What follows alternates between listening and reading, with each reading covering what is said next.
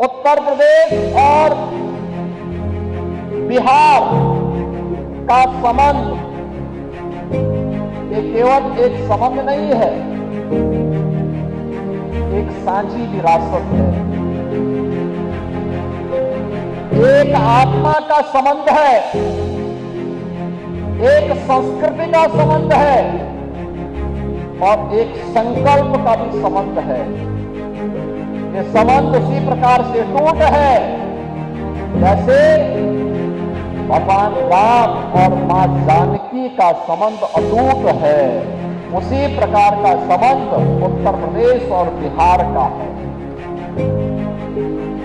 उन संबंधों को मजबूती प्रदान करने की दृष्टि से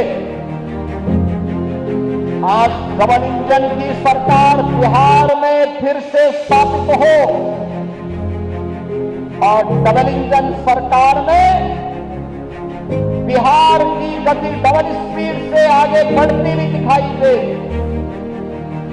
जो कार्य पिछले 20 वर्षों में माननीय श्री नीतीश कुमार जी के नेतृत्व में डबल इंजन की एनडीए की सरकार ने करके दिखाया है, वह गति वह स्पीड इसी प्रकार से बनी रहे। इसके लिए अपने बिहार के बहनों और भाइयों का आह्वान करने के लिए आज मैं यहाँ दानापुर से आह्वान करने के लिए आपके बीच में आया हूँ।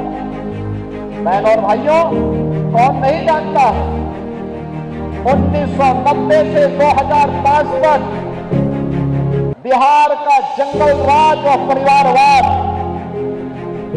आपने देखा होगा। कौन वे लोग थे जिन्होंने बिहार की ज्ञान भूमि को, बिहार की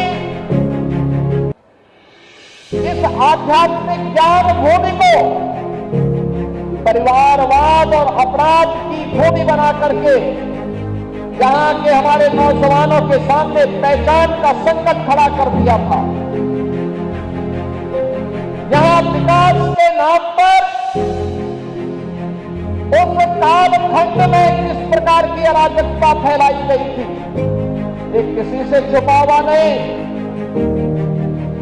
विकास के नाम पर यहां पर पेशेवर गुंडे और माफियाओं को सत्ता का संरक्षण 1990 से 2005 के बीच में प्रदान करके पूरे बिहार के विकास को बाधित कर दिया गया था।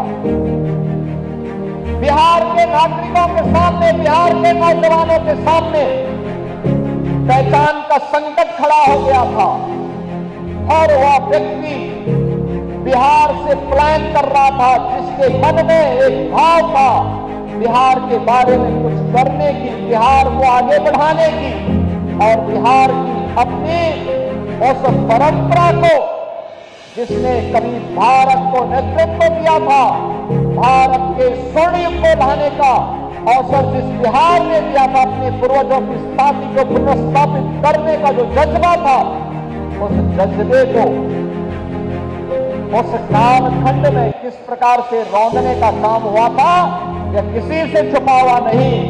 और इसीलिए पिछले 20 वर्ष में बिहार को उस कलंक से मुक्त करने का काम एनडीए की सरकार ने किस प्रभावी ढंग से किया है। आज डबल इंजन की ये भारतीय जनता पार्टी एनडीए की सरकार बिहार के अंदर उसको और प्रभावी ढंग से आगे बढ़ाने के लिए इस चुनाव में फिर से बिहार वासियों का आह्वान करने के लिए आई है।